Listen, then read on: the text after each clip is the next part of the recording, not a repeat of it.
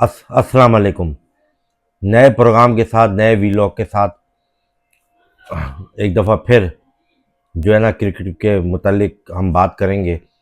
Pakistan super league तो शुरू है, जारी और सारी आईपीएल भी है, लेकिन मेरी आप लोग से जो इम्पोर्टेंट बात क्रिकेट पे भी होती रहेगी, जो भी करते रहेंगे, लेकिन आप लोग मेरे चैनल को जो है ना वो आप इस पे कमेंट्स भी किया करें, इसको लाइक भी किया करें, और सबसे ज़रूरी आप चैनल को सब्सक्राइब करें।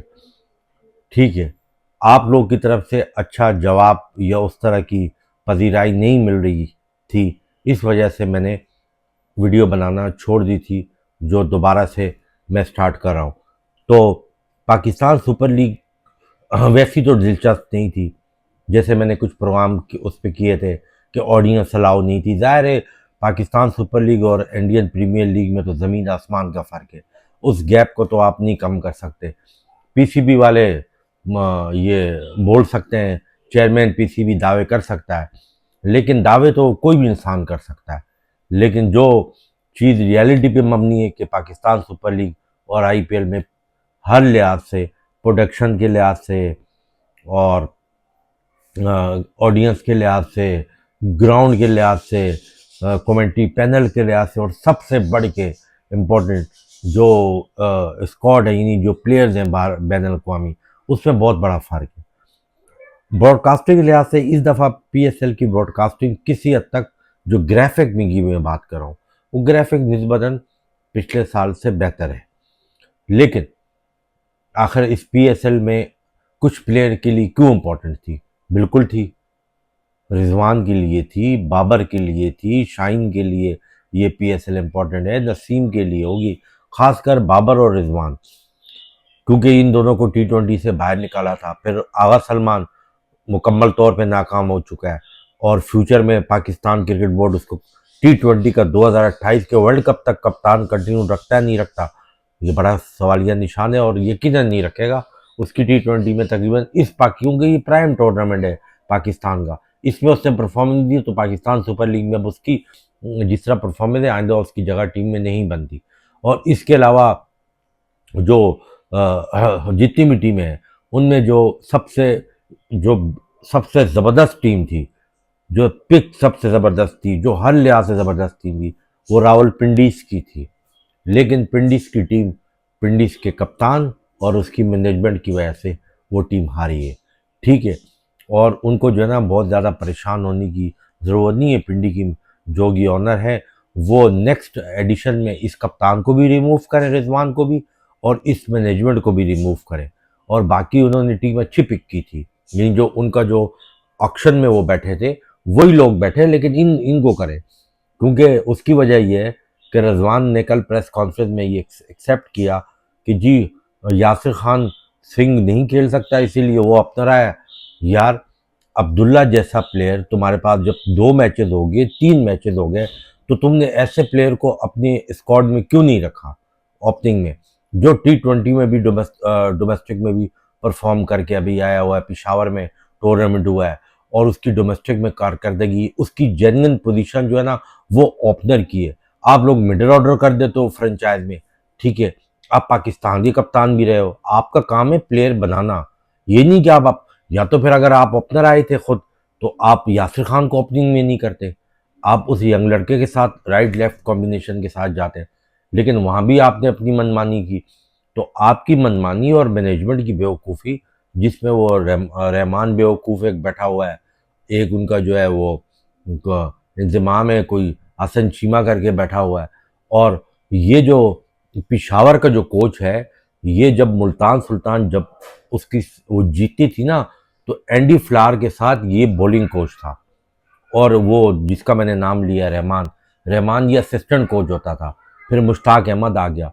तो ये जो अभी पिशावर ज़ल्मी का अगर ये कोच नहीं होता, और वही मिसबा और वो मोहम्मद अकरम और अजहर अली होते, तो फिर उनकी तो इंजमामुल जो क्रिकेट खेला हुआ है, इंजमामुल की जो थिंकिंग है, वो थिंकिंग वो उस तरह की नहीं है, उसकी इम्प्रोवाइजेशन नहीं है कि वो एक एक मैच हारा, 2 हारा, 3, यार 3 मैचेस के बाद तो इनको खुद सोचना चाहिए था कि अब हमने, हाँ ये मैं बात मानता हूँ कि 2 प्लेयर्स के सही है, Naseem Shah out of form था, मैं मानता हूँ आउट ऑफ फॉर्म था, लेकिन हैदराबाद ने भी तो कराची में आके कम बैक किया है।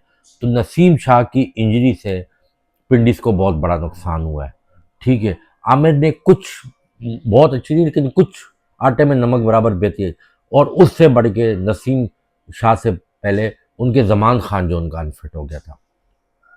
देखिए मेरी बात सुने, जब आप पिक करते हैं ना, पिशावर अभी आगे जा रही है, अब लाहौर में मैच हो गया, क्वालिफायर में अगर आज का मैच जीतती है तो आगे जाके भी इसके मैच है, फिर क्वालिफायर इसका होगा कराची में। श्रीलंका का एक बॉलर है मधुशंका, लेफ्ट आर्म, और मेरा जितना ख्याल है उसको आईपीएल में ना कंसीडर नहीं किया गया है। उनका मलंगा बॉलर है, कोई और बॉलर है, क्योंकि वो किसी टीम की तरफ से मुझे आईपीएल के स्क्वाड में नज़र नहीं आया। जब नाहिद राना और उनका दूसरा जो शरफुल इस्लाम, इनके इन्होंने बड़ा पिशावर को जिताने में बहुत बड़ा किरदार अदा किया है, बहुत बड़ा किरदार इनका था, और इनकी बेहतरीन बॉलिंग का बहुत बड़ा किरदार था। जब ये दो प्लेयर गए तो पिशावर ज़ल्मी की जो मैनेजमेंट है, या जो भी उनके प्लेयर्स के मैनेजर से कांटेक्ट करने वाले लोग हैं, उस प्लेयर को लाजमी ले। मधुशंका वो लेफ्ट आर्म है, वो गेंद अंदर भी लाता है बाहर भी। अगर उसको आईपीएल में नहीं लिया हुआ तो आप उसको रिप्लेसमेंट में ले लें, क्योंकि अली रज़ा हो गया, ये दूसरा लड़का हो गया आबिद करके जिसका नाम है, जो आज खेल रहा है, ठीक है, वो सही है, लेकिन वो उस कैलेबर के नहीं है। तो आपको एक जो है ना ओवरसीज बॉलर जो है ना, एक इनमें आप इंडक्ट करें। और अगर आप वहाँ पे हार्डी के साथ, हार्डी ने तो आज बैटिंग बहुत अच्छी की है, और हार्डी मेरे पर्सनल ओपिनियन में ब्रेसफेल से अच्छी बैटिंग करता है। तो लाहौर की कंडीशन तो वैसी भी स्पिनिंग ट्रैक को मदद नहीं देती। आपका पहला क्वालिफायर ज़रूर कराची में होना है, वहाँ ब्रेसफेल की आपको ज़रूरत पड़ेगी, बट आपके जो दो मैचेस वहाँ पे हैं, दो या तीन, दो हैं, दो मैचेस जो हैं उसमें जो है ना आप जो है ना उसको ट्राई कर सकते हो, उसको बिठा सकते हो ब्रेसफेल को, और आप ओवरसीज प्लेयर के साथ जो है ना ये कॉम्बिनेशन बना सकते हो। बहरहाल वो तो एक डिफरेंट बात है, लेकिन पिशावर ज़ल्मी जिस तरह रन कर रही है, तो पिशावर ज़ल्मी को कहीं ना कहीं जो है ना उनकी टीम भी, मतलब उनकी टीम पिंडीज, रावल पिंडीज के मुकाबले की इफ्तिखार नहीं है उसके मुकाबले का।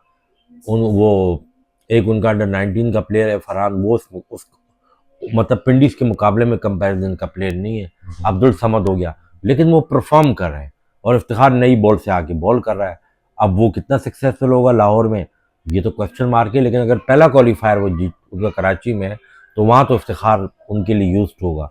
तो बहरहाल ये टोटल जो मैंने आपको पीएसएल का मजमूआ बताया, वो ये बताया कि जैसे यंगस्टर में किसी लड़के ने सिवाय समीर मिनास के किसी ने जो ना मुतासर नहीं किया। माँ सदाकत वो परफॉर्मेंस नहीं दे रहा। Shumail Hussain if and buts वाला है, उसमें बहुत बड़े फ्लॉज हैं, ठीक है। और सैम अयूब तो चल रही नहीं है, हालांकि वो तो यंगस्टर में नहीं हुआ।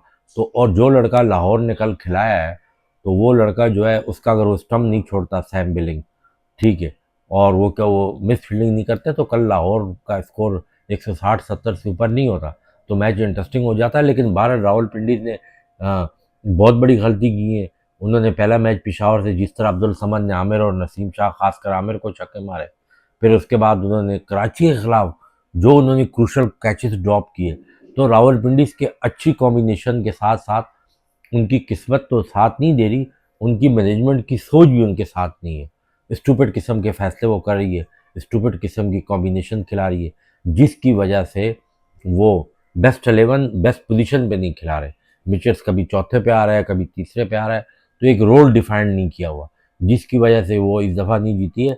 लेकिन अगर वो इसी तरीके के आने वाले एडिशन में, जो मोस्ट प्रॉब्ली नेक्स्ट साल के शुरू में होगा, क्योंकि ये तो वर्ल्ड कप की वजह से और आईसीसी की इवेंट की वजह से पीएसएल और आईपीएल एक साथ हुई है, तो पाकिस्तान क्रिकेट बोर्ड को चाहिए कि वो आईपीएल के साथ पीएसएल ज्वाइन मत करे। वो कितने कितने प्लेयरों पर पाबंदी लगाएगी, कॉर्नर बोश पे लगा दी, मजहर रब्बानी पे लगा ली, नेक्स्ट ईयर फिर आप किसी अच्छे प्लेयर को हायर, ये कुशाल मेंडिस भी आपको पीएसएल में नहीं दिखेगा जिस तरह की वो परफॉर्मेंस दे रहा है। ये नेक्स्ट एडिशन में चला जाएगा। लास्ट ईयर इसको क्वेटा ने लिया था, क्वेटा ने इसको एग्जीक्यूट नहीं किया, बहुत नीचे भेजा, इस्तेमाल नहीं किया। फिर वो पाकिस्तान इंडिया की वॉर की प्रॉब्लम होगी, तो उसके बाद जब कॉन्ट्रैक्ट इसका यहाँ ख़त्म हुआ, ये जीटी की तरफ से खेलने गया, वहाँ पर आईपीएल खेलने चला गया था।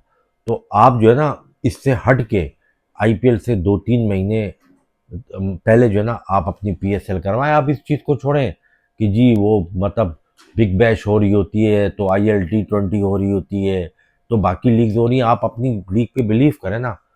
आप फैब और हालांकि अभी तो वो महीना भी ऐसा आ जाता है, रोज़े भी होते हैं, तो इस तरह की आप एडजस्टमेंट करें कि आप इसको इससे हटाएं, आईपीएल से दूर करें इसको, ताकि दुनिया के टॉप के बॉलर्स आप इंडक्ट करें। ताकि देखो ना, इंडिया में क्रिकेट तेज़ हो रही है, फ्लैट पिच हैं, छोटे ग्राउंड हैं, आपकी 2 वेन्यू में मैच हो रहे हैं, आपकी क्रिकेट स्लो हो रही है। जब आपकी क्रिकेट स्लो हो रही है, टारगेट 160 170 तक बन रहे हैं, तो आपके बैट्समैन उस तरह से यूज टू हो रहे हैं। ठीक है, तो आप इंडिया में 200 प्लस मोस्टली रन बन रहे हैं, 250 प्लस बन रहे हैं, तो उनके बैट्समैन उस तरीके से यूटिलाइज हो रहे हैं।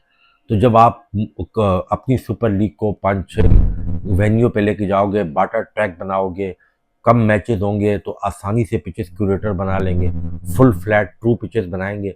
बाउंड्री छोटी करने से कुछ नहीं होगा, बाउंड्री आप बड़ी रखें, पिचेस जो है ना आप जो है ना टोटली फ्लैट बनाएं, ताकि एक टीम जो है ना 190 100 200 करे, ताकि आपकी लोकल्स प्लेयर में ये हैबिट बने कि वो आके जो है ना टाइम, ज़्यादा टाइम मत लें अपने आप को जो है ना वो एक्सप्रेस करने में या ख़ुद को इम्प्रोवाइजेशन करने में। बहरहाल अभी तो बाकी भी क्रिकेट बहुत बाकी है, बाकी फिर किसी और टॉपिक पे बात करेंगे, लेकिन पीएसएल आईपीएल के मैचेस हो रहे हैं, इस पे भी बात करेंगे और किसी और टॉपिक पे भी बात करेंगे।